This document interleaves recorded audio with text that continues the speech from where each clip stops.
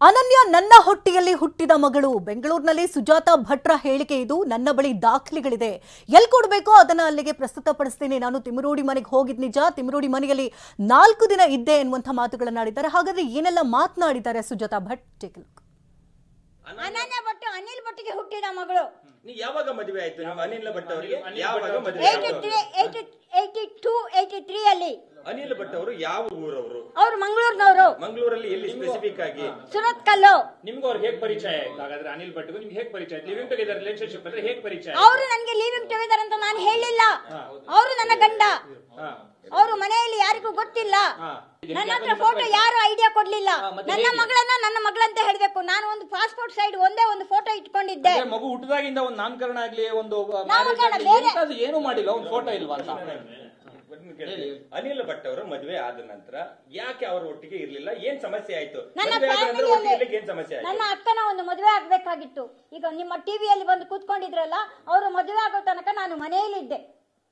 ಆಗ ನಿಮಗೆ 21 ವರ್ಷ ಸುಮಾರು ಇರಬಹುದು, ಅವ್ರು ಮದುವೆ ಆಗಿರ್ಲಿಲ್ಲ ಅನ್ನುವಂಥದ್ದನ್ನ ಅವ್ರು ಹೇಳ್ತಾರೆ. ಅವರಿಗೆ ನಾನು ಹೇಳಿಲ್ಲ, ನನ್ನ ಫ್ಯಾಮಿಲಿಯಲ್ಲಿ ನಾನು ಹೇಳಿಲ್ಲ ನಾನು ಮದುವೆ ಆಗಿದ್ದೀನಿ ಅಂತ. ಅದೇ ಒಂದು ದೊಡ್ಡ ಪ್ರಶ್ನೆ ಆಗಿತ್ತು. ಇವಾಗ ನಾನು ಯಾವ ದಾಖಲಾತಿಗಳನ್ನ ನಾನು ಬೇರೆ ಕಡೆ ಇಟ್ಟಿದ್ದೀನಿ. ಸದ್ಯಕ್ಕೆ ನಾನು ಮೀಡಿಯಾದ ಮುಂದೆ ನಾನು ಯಾವ ದಾಖಲಾತಿಗಳನ್ನ ನಾನು ಕೊಡೋದಿಲ್ಲ.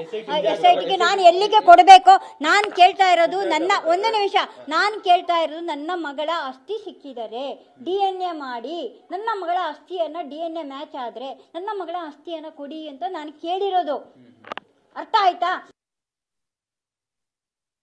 ನನಗೆ ಯಾವುದೇ ಆಸ್ತಿ ಕೂಡ ಬೇಡ, ನಾನು ದುಡಿತಾ ಇದ್ದೇನೆ, ದುಡಿದುಕೊಂಡು ನಾನು ಜೀವನವನ್ನು ಮಾಡ್ತೀನಿ ಅಂತ TV9 ಜೊತೆ ಸುಜಾತಾ ಭಟ್ ಎಕ್ಸ್ಕ್ಲೂಸಿವ್ ಆಗಿ ಮಾತನಾಡಿದ್ದಾರೆ. ಏನೇನು ವಿಚಾರಗಳನ್ನ ಹಂಚಿಕೊಂಡಿದ್ದಾರೆ ನೋಡೋಣ. ಧರ್ಮಸ್ಥಳ ಮಂಜುನಾಥ ಅಣ್ಣಪ್ಪನ ಮೇಲೆ ಆಣೆ ಆಗಿ ಹೇಳ್ತಾ ಇದ್ದೇನೆ, ಫೈನಲ್ ಆಗಿ ಹೇಳ್ತಾ ಇದ್ದೇನೆ, ನನ್ನ ಮಗಳು ಅನನ್ಯ ಭಟ್ ಇದ್ಲು, ನನ್ನ ಹೊಟ್ಟೆಯಲ್ಲಿ ಹುಟ್ಟಿದವಳು. ಇದಕ್ಕಿಂತ ನಾನು ಇನ್ನೇನು ಹೇಳಲ್ಲ. ನನ್ನ ಹತ್ರ ಸಾಕ್ಷಿಗಳು ನಾನು ಎಲ್ಲಿ ಕೊಡಬೇಕು ನಾನು ಅಲ್ಲಿ ಕೊಡ್ತೀನಿ. ಆವತ್ತಿನ ದಿನ ನಾನು ಹೋಗಿದ್ದು ಹೌದು, ಅದನ್ನು ನಾನು ಓಪನ್ ಆಗಿ ಹೇಳ್ತೇನೆ. ಅವರ ಮನೆಯಲ್ಲಿ ಅವರು ನನಗೆ ಆಶ್ರಯ ಕೊಡ್ತೀನಿ ಅಂತ ಹೇಳಿಲ್ಲ.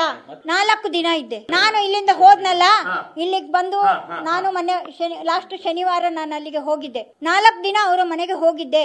4 ದಿನ ಅಲ್ಲಿ ಇದ್ದೆ ನಾನು. ಹೌದು, ಅದು ಕರೆಕ್ಟ್ ಆಗಿ ನಾನು ಹೇಳ್ತೇನೆ. ನಂಗೆ ಸುಳ್ಳು ಹೇಳಿ ನಂಗೇನು ಆಗ್ಬೇಕಾಗಿಲ್ಲ. ಅಲ್ಲಿಂದ ನಾನು ವಾಪಸ್ಸು ನನ್ನ ಫ್ರೆಂಡ್ ಮನೆಗೆ ಬಂದಿದ್ದೀನಿ. ಯಾವ ಎಜುಕೇಶನ್ ಟ್ರಸ್ಟ್ ಅಲ್ಲೂ ನಾನು ಕೇಳಲಿಲ್ಲ. ದಯವಿಟ್ಟು ಹೀಗೆ ಆಗಿದೆ. ನಾನು ಕೇಳಿರೋದು ಇಷ್ಟೇ. ನಾನು ಕೇಳಿರೋದು ನನಗೆ ಆಸ್ತಿ ಬೇಡ ಸರ್, ನಾನು ದುಡ್ಕೊಂಡು ತಿಂತೀನಿ. ನನಗೆ ಇಷ್ಟು ವರ್ಷ ಇಲ್ಲದಿರುವ ಆಸ್ತಿ ನನಗೆ ಯಾಕೆ ಬೇಕು ಸರ್? ನಾನು ಯಾರ ಆಸ್ತಿಗೂ ನಾನು ದುಂಬಾಲು ಬಿದ್ದವಳಲ್ಲ. ನಾನು ಸ್ವತಃ ದುಡ್ದು ತಿನ್ನುವವಳು. ಯಾವ ಎಜುಕೇಶನ್ ಟ್ರಸ್ಟಿಗೂ ಹೋಗಲಿಲ್ಲ.